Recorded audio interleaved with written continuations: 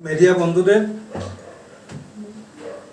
আজ ৮ তারিখ June ২০২৫ IPFT রাজনৈতিক দলের পক্ষ থেকে আমরা একটি প্রেস কনফারেন্স আহ্বান করা হয়েছে। এই প্রেস কনফারেন্সে আমি Swapan Debbarma, general secretary IPFT, আমার সঙ্গে আছেন আমার পাশে যিনি আমাদের শাখা সংগঠন ইউথ আইপিএফটির প্রেসিডেন্ট বিকাশ দেববর্মা মহোদয়, উনি আছেন আমাদের ইউথ আইপিএফটির অফিস সেক্রেটারি, পাশাপাশি ওনার নাম রবি দেববর্মা, এবং আমাদের ইউথ আইপিএফটির এজিএস অ্যাসিস্ট্যান্ট জেনারেল সেক্রেটারি সহ সাধারণ সম্পাদক প্রদীপ দেববর্মা, ওনারা আছেন। তো আজকের এই প্রেস কনফারেন্সের মূলত তিনটি বিষয় নিয়ে আমরা এই প্রেস কনফারেন্স রেখেছি। প্রথমত, গত ২৪ তারিখ মে ২০২৫ আইপিএফটি দলের একটি রাজ্য সম্মেলন হয়েছিল। ওই রাজ্য সম্মেলনের মাধ্যমে আমাদের আইপিএফটি পার্টির যে সেন্ট্রাল এক্সিকিউটিভ কমিটি, কেন্দ্রীয় কার্যকরী কমিটির যে ৬৫ জন সদস্যদের নিয়ে একটা পূর্ণাঙ্গ কমিটি ঘোষণা করা, অনুমোদন দেওয়া হয়েছিল। এই পূর্ণাঙ্গ কমিটির সদস্যদের নিয়ে আগামী ১৫ তারিখ জুন ২০২৫ দুপুর ১২টায় প্রেস ক্লাবে তাদেরকে নিয়ে একটি গুরুত্বপূর্ণ মিটিং ডাকা হয়েছে। উক্ত মিটিংয়ে পূর্ণাঙ্গ কমিটির সকল সদস্যদের যেভাবে হোক অবশ্যই উপস্থিত থাকার জন্য আজকে এই প্রেস কনফারেন্সের মাধ্যমে আমাদের সেই কার্যকরী কমিটির সদস্যদের বলা হয়েছে।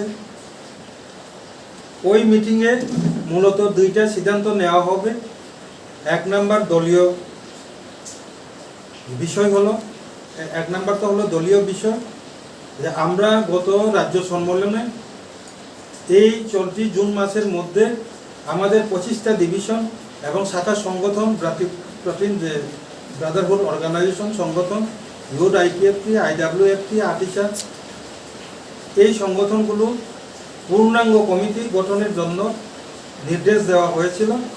আর এই কমিটিগুলোকে সুন্দরভাবে আমরা সম্মেলনের মাধ্যমে যাতে করতে পারি তার জন্য একটা ডিস্ট্রিক্ট লেভেলের অবজারভার টিম গঠন করা হবে ওই মিটিংয়ের মাধ্যমে। দ্বিতীয়ত যে বিষয় হলো, বর্তমান যে রাজনৈতিক যে কারেন্ট ইস্যু, যে আপনারাও জানেন এটা ইলিগেল ইমাইগ্রেন্ট, বাংলাদেশি রোহিঙ্গা সম্পর্কিত আমাদের ভারতের মাননীয় স্বরাষ্ট্রমন্ত্রী শ্রী অমিত শাহজি যে বক্তব্য এবং মন্ত্রকের ভারতীয় স্বরাষ্ট্র মন্ত্রকের যে নোটিফিকেশন অনুসারে যে 30 দিনের মধ্যে রোহিঙ্গা, বাংলাদেশি, বিদেশি যারা এখানে বিনা ডকুমেন্টসে যারা রয়েছে তাদেরকে চেক করে পুশব্যাক করার জন্য যে বলা হয়েছিল।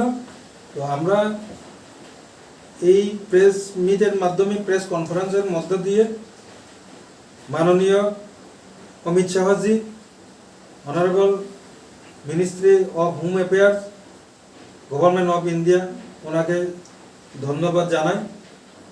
পাশাপাশি রাজ্য সরকারকে আমরা অনুরোধ জানাই যে ভারত সরকারের যে সিদ্ধান্ত অনুযায়ী, তাদের গাইডলাইন অনুসারে ভারতবর্ষের বিভিন্ন রাজ্যে যে পদক্ষেপ নেওয়া হয়েছে, আমাদের রাজ্যেও তা অতি সত্বর এই নির্দেশ পালিত হোক, আমরা রাজ্য সরকারের কাছেও অনুরোধ রাখছি। ওইটাকে নিয়ে, এই ইস্যুকে নিয়ে আমরা ওই মিটিংয়ে আগামী 15 তারিখ জুনের যে মিটিংয়ে আমরা রিভিউ করব। তো কাজে আইপিএফটি এই প্রেস মিটের মাধ্যমে আইপিএফটি দলের কর্মীদের প্রতি দলের অনুরোধ থাকবে, আমাদের যে দলীয় কর্মীদের প্রতি আমাদের সেন্ট্রাল টিম পক্ষ থেকে অনুরোধ থাকবে যে কারোর অথবা কোনো দলের প্ররোচনায় পা না দিয়ে, আইনকে নিজের হাতে যাতে তুলে না নেই, আমাদের পার্টির আইপিএফটি কর্মীদেরকে আমরা তা সতর্ক করা হয়েছে। কারণ ভারত সরকার এ নিয়ে দেশের রাজ্য সরকারকে নির্দেশ দিয়েছে, কোনো দল বিশেষকে নির্দেশ দেয়নি। কাজেই রাজ্য সরকারে এই বিষয়ে দায়িত্ব নেবেন। ভারত সরকারের নির্দেশ রাজ্য সরকার পালন করতে দায়বদ্ধ। ভারত সরকারের নির্দেশ রাজ্য সরকার পালন করছে কিনা তা নিয়ে ভারত সরকার যাচাই করবে। আইপিএফটি প্রার্থী সর্বক্ষণ এ বিষয়ে ফলো আপ অথবা নজর রেখে চলেছে। নির্ধারিত সেই 30 দিন অতিক্রান্ত হবার পর রাজ্য সরকারের পদক্ষেপের উপর আমরা পুনরায় রিভিউ করে আমাদের পরবর্তী পদক্ষেপ ঘোষণা করা হবে।